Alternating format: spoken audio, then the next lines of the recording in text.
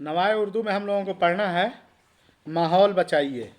क्या बचाइए? माहौल, पेज नंबर 97। Page number 97। माहौल बचाइए। माहौल यानी एनवायरनमेंट, जिसको आप लोग किस नाम से पढ़ते हैं एसएसटी में या दूसरे साइंस वगैरह के सब्जेक्ट में?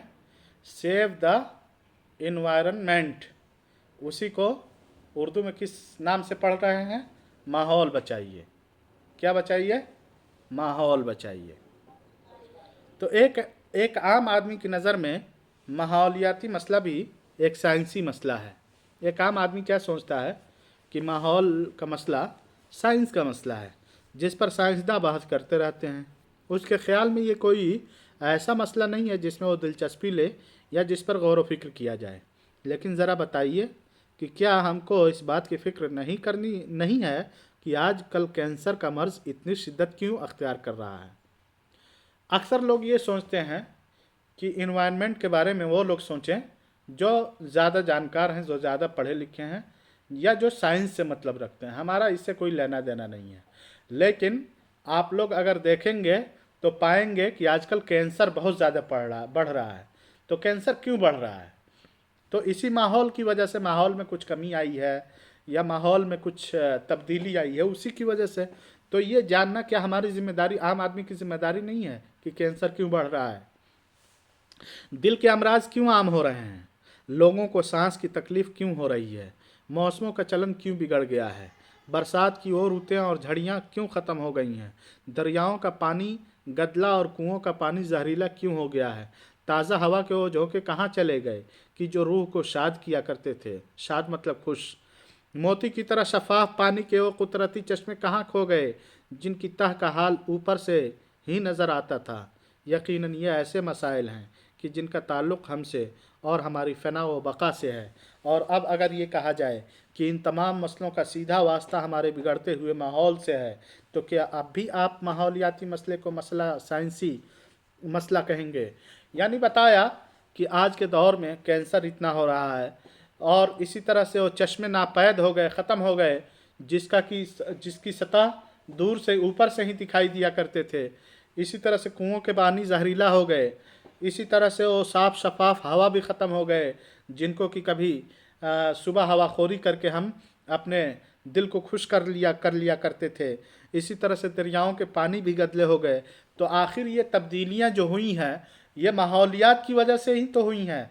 तो क्या उस पर हमको दिलचस्पी नहीं लेना चाहिए? हमें ये मतलब की चीज़ें नहीं हैं, बिल्कुल हैं। हमें भी इन सब चीज़ों के बारे में जानकारी हासिल करना चाहिए और ये जानने और समझने की कोशिश करना चाहिए कि ये तब्दीली क्यों हुई है और इस तरह की चीज़ें क्यों बदली हैं।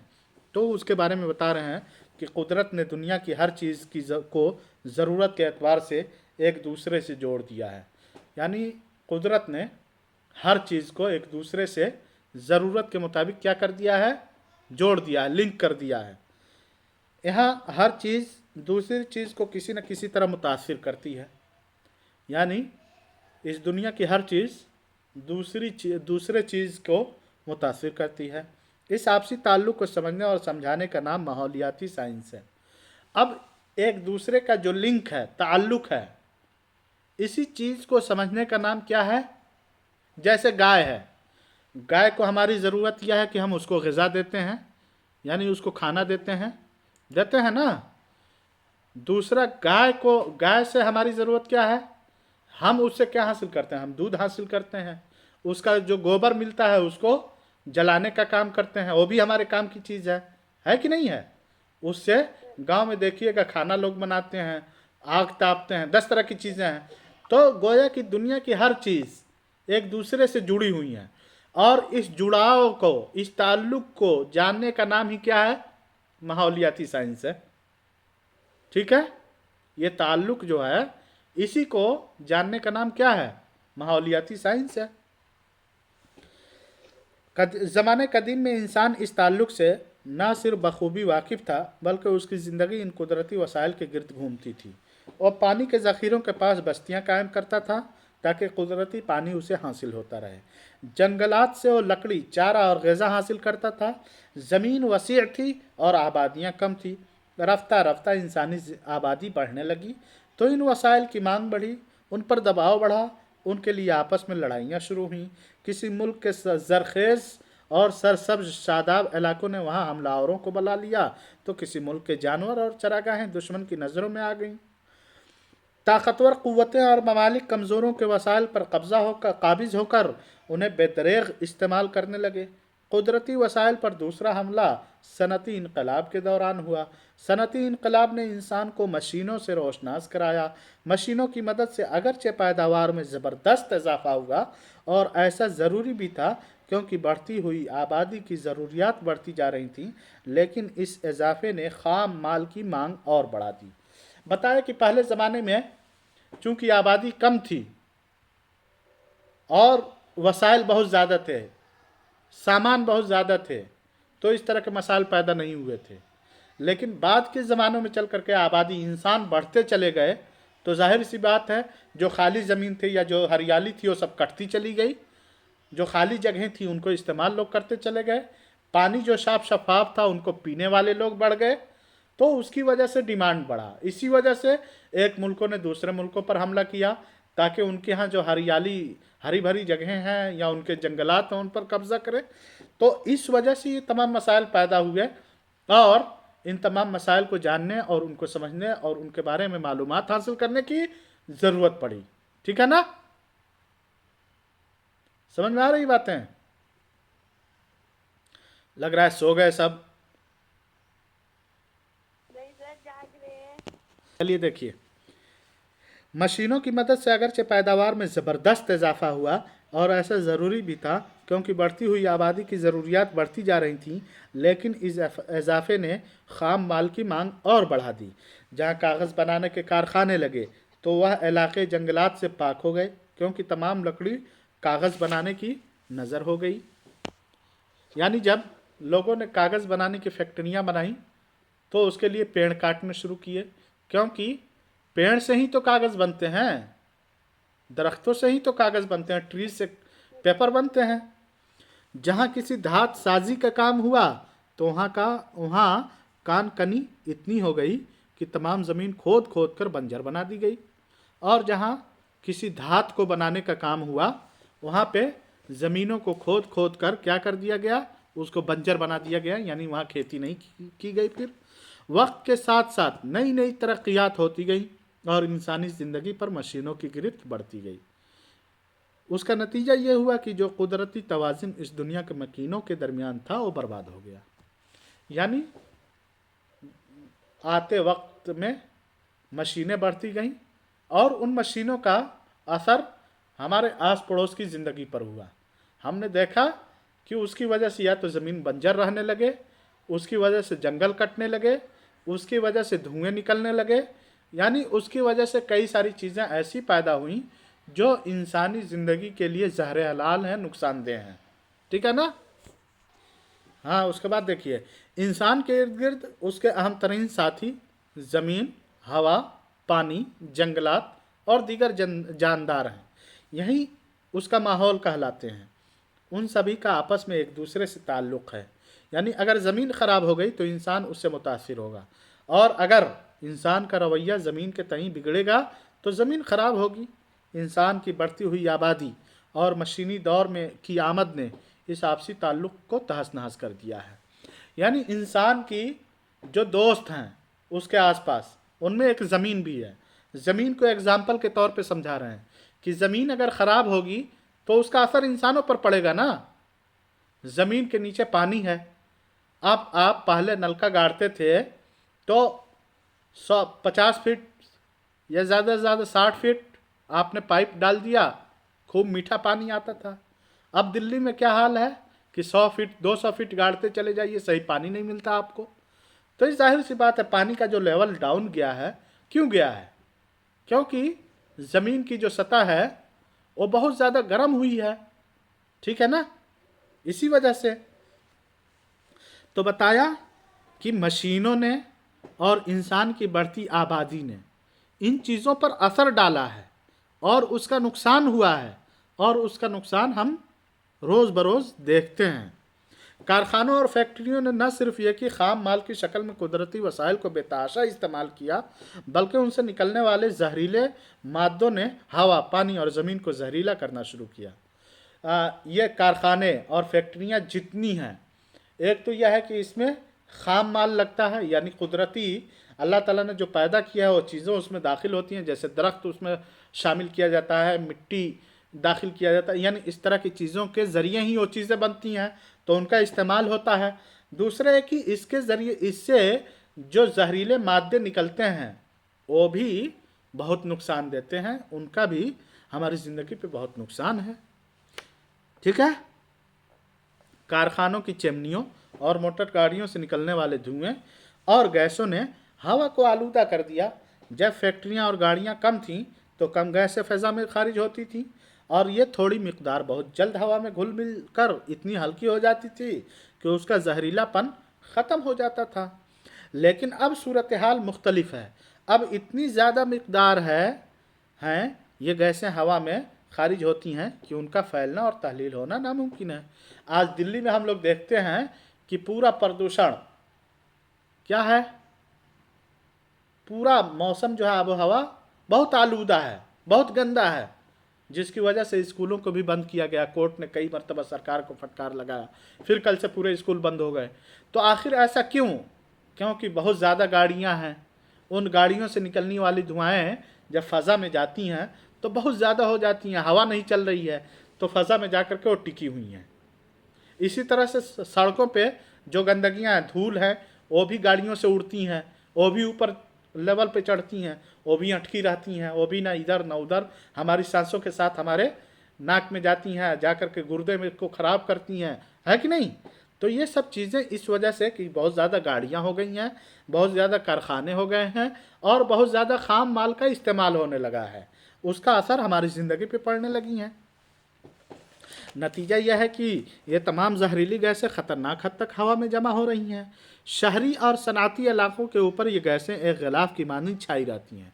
आप दिल्ली में देखें कि हमारे छतों पे या फ़ज़ा में हम देखेंगे कि ये पूरी आलूदगी जो है, पूरी गंदगी एक परत की तरह से बैठी हुई है। आप यहाँ से नज़र डालिए तो पूरा मौसम क्या है, धुंधला दिखाई देता है, ऐसा लगता है कि ये ठंडी वाली वो है, धुंध है, जबकि ये क्या है, पूरी गंदगी है कि नहीं?